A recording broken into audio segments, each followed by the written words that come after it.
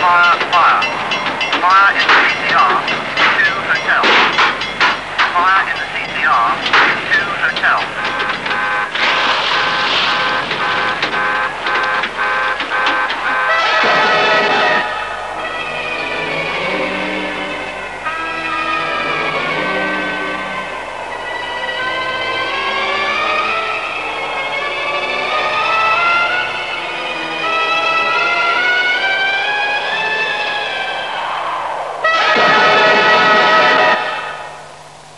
Klokken 23:40 den 14. april 1912 stødte oceandamperen Titanic på et isbjerg.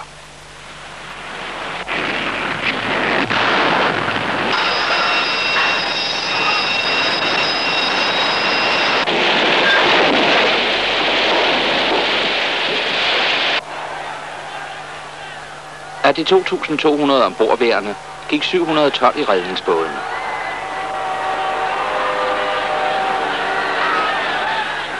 Det var klart og fint vejr, så de fleste andre sprang i vandet.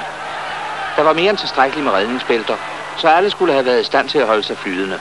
Men da hjælpen nåede frem en time og 50 minutter senere, var de 1489 mennesker, der stadig lå i vandet, døde.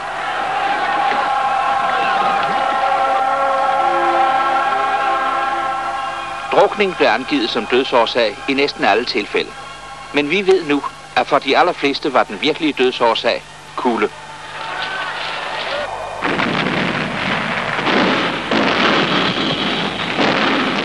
Under 2. verdenskrig døde 2/3 af samtlige omkomne i den britiske flåde ved drukning eller af kulde.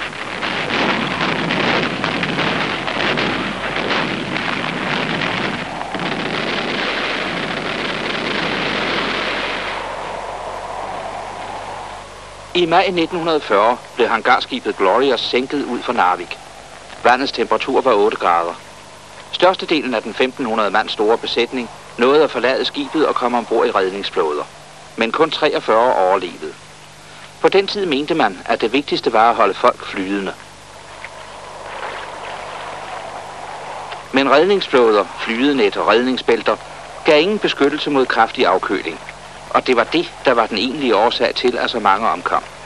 De svære tab af menneskeliv gjorde, at man efterhånden fik øjnene op for, at der krævedes noget mere end bare at kunne holde sig flydende for at overleve i vandet.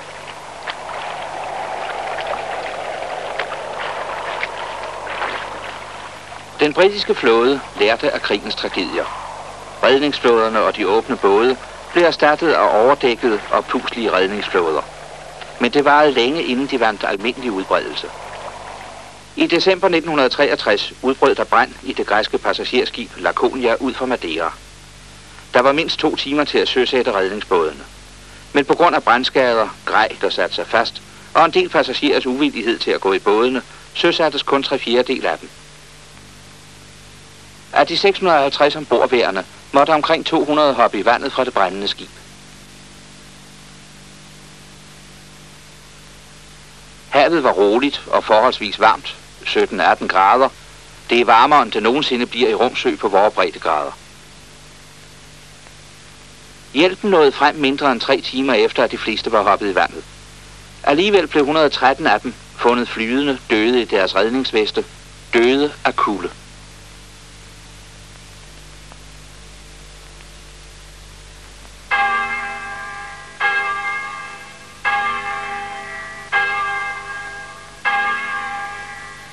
Hvorfor dræber kulde?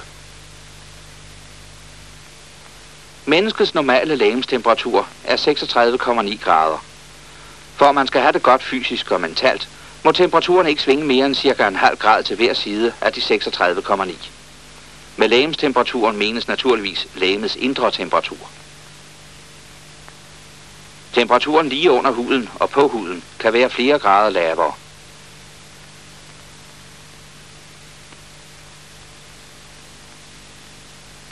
For at kroppen bedre kan holde på varmen, når lufttemperaturen falder, mindskes blodcirkulationen lige under overfladen. Når temperaturen stiger, bliver blodcirkulationen livligere lige under huden, så varmen bliver fordelt. Dette automatiske reguleringssystem er af den allerstørste betydning for organismen. Men hvordan producerer kroppen varme? Det gør den på 2 måder. For det første ved forbrænding af føden. Herved opretholdes de normale kropsfunktioner.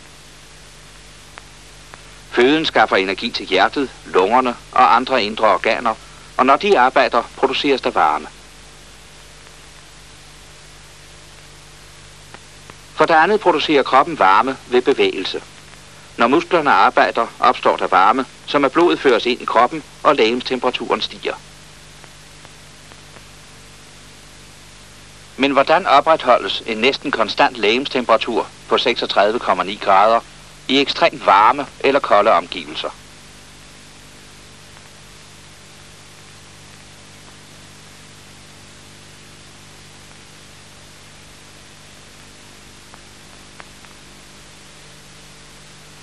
Den konstante legemstemperatur opretholdes ved nøje afpassede ændringer i blodets kredsløb.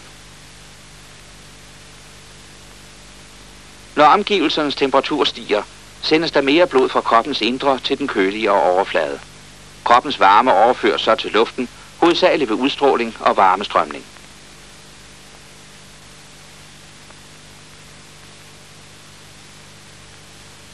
Blodet afgiver altså en del af sin varme og vender så tilbage til kroppens indre. Herved hjælper det med til at opretholde en konstant legemstemperatur. Når kroppen producerer mere varme, f.eks. ved kraftige bevægelser, øges blodcirkulationen, så huden bliver helt rød. Hvis den forøgede blodcirkulation ikke er tilstrækkelig til at opretholde normal legemstemperatur, træder en anden mekanisme automatisk i funktion. Kroppen begynder at svede. Til fordampning kræves varme, og ved fordampning af sved fra legemets overflade kan vi komme af med store mængder varme, selv i et meget varmt klima.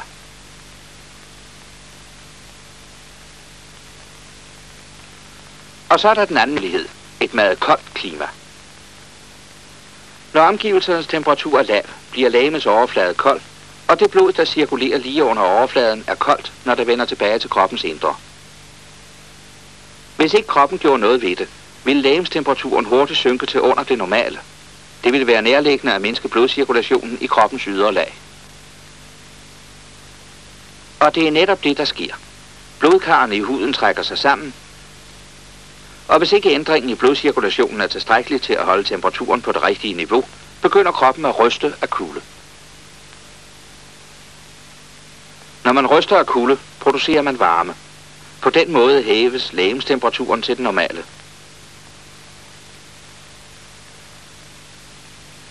Men hvis kroppen af en eller anden grund skulle miste varme hurtigere, end den kan producere varme, falder legemstemperaturen. Når legemstemperaturen synker til under 35 grader, opstår der det, der kaldes hypotermi. Temperaturen falder derefter meget hurtigt, og døden indtræder som regel ved 24 grader.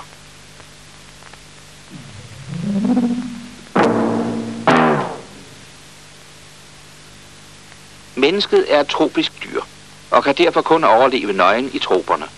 Ingen vil kunne overleve nøgen i et tempereret klima. For at kunne modstå kulden og skaffe sig tropiske omgivelser, må man have tøj på. Tøjet varmer ikke kroppen. Det holder kun på den varme, kroppen selv producerer. Den luft, der er i tøjet og mellem tøjet og huden, opvarmer sig kroppen, og det er det luftlag, som isolerer mod omgivelserne. Men hvis luften i tøjet forsvinder, giver tøjet ingen beskyttelse.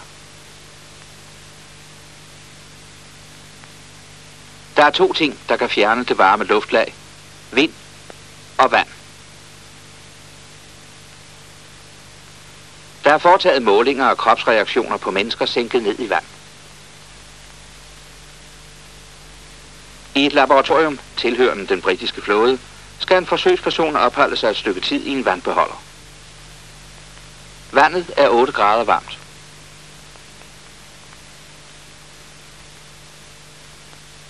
I luft sker legemets varmetab hovedsageligt ved udstråling og varmestrømning. I vand sker det ved varmeledning. Luft er en dårlig varmeleder, men vand er en god varmeleder. Legemet mister varmen 26 gange hurtigere i vand end i stillestående luft ved samme temperatur. Kroppen forsøger at holde på varmen ved at ryste af kulder og ved at trække blodkarrene sammen. Når den bevæger sig, øges blodcirkulationen i kroppens ydre lag, for det er her musklerne er, og de kræver blodtilførsel for at få energi. Varmetabet er så stort, at legemstemperaturen begynder at falde. Uanset hvor energisk han bevæger sig, mister han varme hurtigere, end hans muskler kan producere den.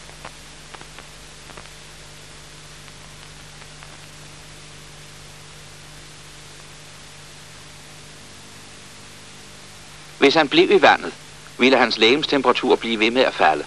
Han ville miste bevidstheden og til sidst dø på grund af en alt for lav legemstemperatur.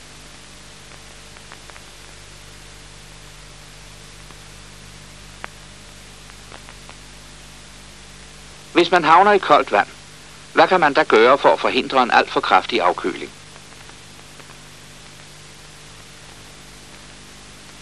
Det er vigtigt, at varmeafgivelsen til det omgivende vand nedsættes så meget som muligt. Der er 2 ting, man må sørge for. Den første og vigtigste er effektiv isolation. Tøj vil mindske varmetabet, og derved forlænge den tid, man kan overleve. Der sker det, at kroppen meget hurtigt opvarmer det vand, tøjet har opsuget. Man får et lag vand omkring sig, der er meget varmere end det omgivende vand. Og jo flere lag tøj, jo bedre beskyttelse. Så den første regel er at have så meget tøj på som muligt. Der er ingen problemer med at holde sig flydende, hvis man har redningsvest eller redningsbælte på. Den anden regel er, lad være med at forsøge at svømme, for derved pumpes det opvarmede vand ud, så kroppens varmetab øges. Et vandtæt lag uden på tøjet vil yderligere forhindre kropsvarmen i at forsvinde. Derved forlænges overlevelsestiden i vand ved 10 grader fra 1,5 time til 4-5 timer. Det vandtætte lag kan være udformet på flere forskellige måder. En sejler bør have vandtæt anorak og bukser. Hvis dragten er tætsluttende i halsen og ved fødderne, vil den forhindre, at den varme luft går tabt, eller hvis man falder over bord, det varme vand. Fiskernes olietøj fungerer på samme måde. Husk, at det er tøjet, som holder dig varm, så tag godt med tøj på, især når det er koldt.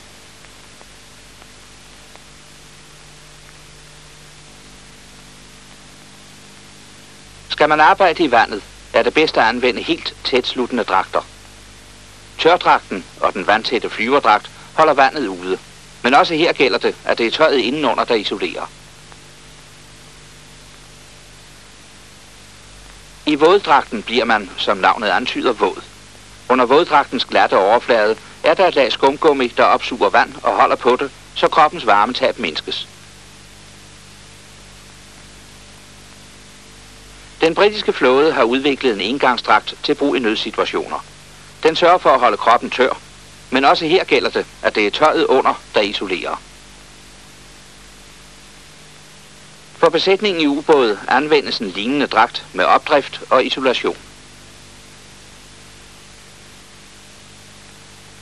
Det er ikke bare vand, der fremskynder tabet af legemsvarme. Vind gør det også. Det er de fleste sikkert erfaret på badestranden. 11 graders varme er ikke særlig koldt, men hvis der samtidig blæser en let brise på 4 sekundmeter, mister kroppen lige så meget varme, som hvis det havde været vindstille og minus 13 grader. Og er man våd, bliver man endnu hurtigere afkølet.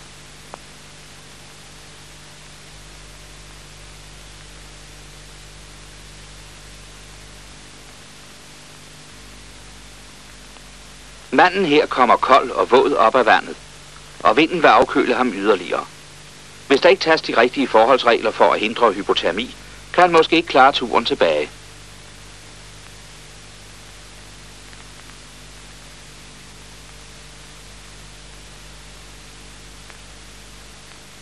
Samme situation kan opstå på land, hvis man opholder sig ude i fugtig vejr. Kroppen prøver at opvarme luften i tøjet, men der er ikke meget luft, fordi den fugtige luft er blæst ind gennem tøjet og har fyldt det med vand. Så kroppen mister hurtigt varme i et forsøg på at tørre tøjet. Man bliver meget hurtigt udmattet og meget kraftigt afkølet.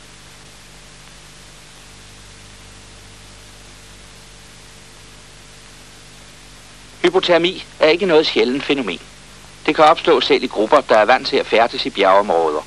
og det stiller store krav til de øvrige medlemmer i gruppen at tage sig af offeret. En situation som den på billedet kan let føre til et hypotermitilfælde.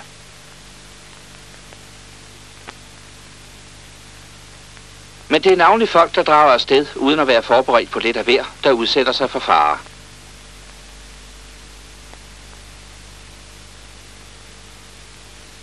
Sweater og cowboybukser kan være godt nok nede i dalen, men når de hen under aftenen nærmer sig toppen af bjerget, blæser det op. Bare en almindelig sommerbrise på omkring 4 sekundmeter. Så af med rygsækken og noget mere tøj på.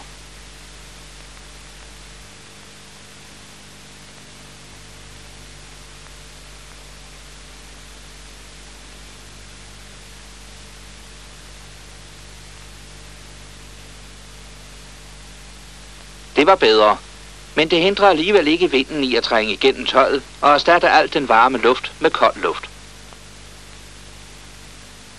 Hypotermi kan være lumsk. Den kan komme næsten umærkeligt. Hverken fyren her eller hans kammerater var klar over, at der var noget galt. Men han begyndte at føle sig kold, satte farten ned, sakkede bagud, krøb sammen, snublede og faldt. Lær de typiske første tegn at kende og vær på vagt over for dem.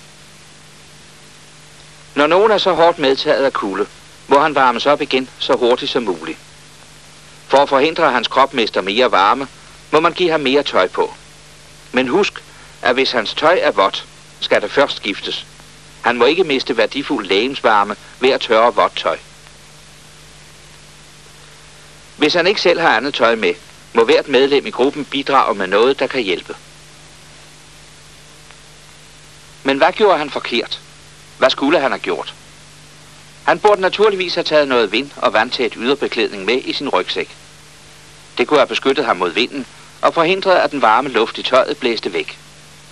Husk, at benene og underkroppen udgør mere end en tredjedel af legemes overflade, så det er klogt at tage vandtætte bukser på, når det blæser eller regner meget. Man skal ikke have dem på hele tiden. Så kommer man til at svede, så tøjet bliver vådt indefra i stedet for udefra.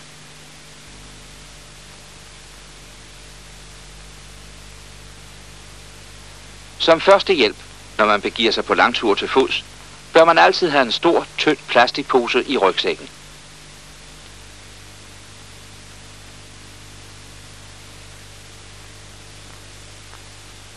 Når den nødstedte bliver stoppet ned i den, er han beskyttet mod vind og fugtighed.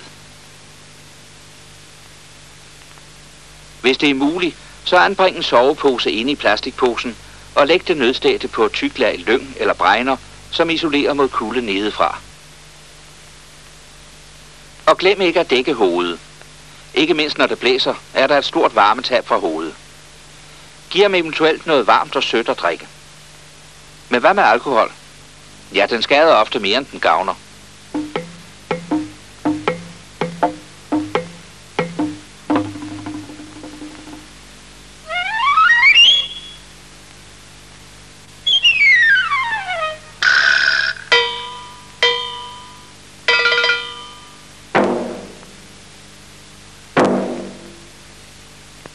Alkohol får blodkarrene i huden til at udvide sig, så blodcirkulationen bliver livligere i de ydre lag.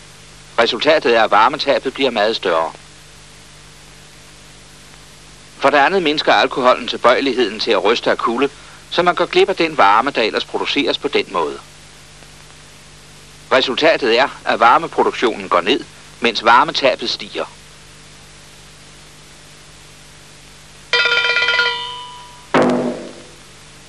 Scramble the SAR with divers to the south. 516, request joint from point north. 516, orbit right, point north. Ditching. Wessex 3 of 737 Squadron. Call sign 521 with 4 souls on board. Position 170, 27. Scrambling via point west. Right, sir. 516. En båd med 4 mand ombord er forulykket. En helikopter sendes til undsætning. Tractors, Wessex. Range 514. Standby SAR. Spot Bravo. Survival at 1 o'clock. He's coming around to 12 o'clock now. Your line is good, but 25 yards to run. Height good, putting second crewman outside. Lowering the winch, you 15 yards. Kun én overlevende observeres. 10 yards. Man går klar til at tage ham ombord. Very good. Easy, easy, steady, on top. Second crewman about 10 feet from the water, 5 feet, and you've drifted. Go right 5 yards. Easy, easy, steady, on top, and the second crewman is in the water. He's putting the strop around now. He's in the strop and go forward very slightly. Forward 2 yards. On top, up 10 feet. Clearing the water, clear of the water, clear to go ahead slowly, raising the winch. No swing on the wire, 10 feet from the step. 5 feet from the step, and you can go forward very slightly. 4 feet, 3, 1 foot from the step. And alongside now, pulling the survivor inboard, and the second crewman is in, releasing himself from the winch, and clear to go ahead now. Det er ofte umuligt at bestemme, om en mand er død eller lider af hypotermi, selv for en læge. Selvom lemmerne er stive og øjnene ser døde ud, behøver det ikke at betyde, at han er død, og man må prøve at genoplive ham.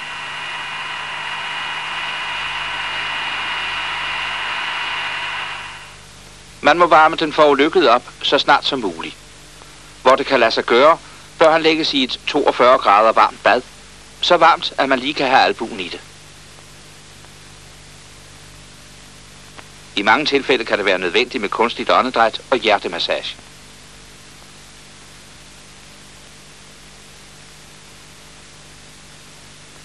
Når han føler sig varm og ikke længere ryster, skal han i en varm seng med mange tæpper. Og give ham noget varmt og sødt at drikke. Hypotermi kan kureres, men det bedste er at undgå den. Kulden dræber ikke i bjergene, hvis man er rigtig klædt på. Tag for en sikkerheds skyld noget ekstra tøj med og en plastikpose. En mand satte sit liv på spil, fordi han var forkert klædt på. Men heldigvis vidste hans kammerater, hvad de skulle gøre. Havde du vidst det? Men er man alene, kan man dø. Bare en almindelig drukningsulykke blandt mange. Men er man rigtig klædt på, behøver det ikke at ske. Mens manden her var i bevægelse, havde han tøj nok på. Men nu, da han ligger stille, producerer hans krop ikke længere tilstrækkelig varme ved muskelaktivitet.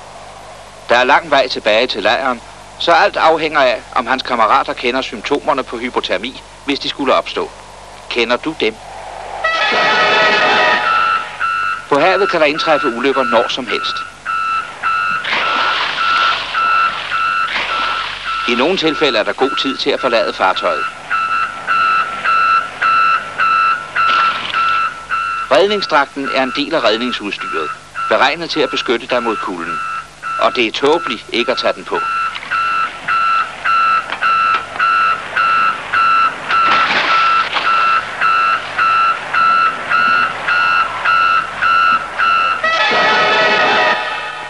Hvis du må forlade fartøjet i en nødsituation, er der alligevel ingen grund til at fortvivle. Der hører 2 redningsdragter til hvert beredskabssæt. Og hvis I er mere end 2, kan I producere tilstrækkeligt med varme inde i redningsflåden til at forhindre hypotermi. Husk, mennesket er et tropisk dyr, der kræver et tropisk klima for at kunne overleve. Først og sidst, du må holde på den legemsvarme, du har, for at kunne overleve. Du er dum, hvis du ikke gør det.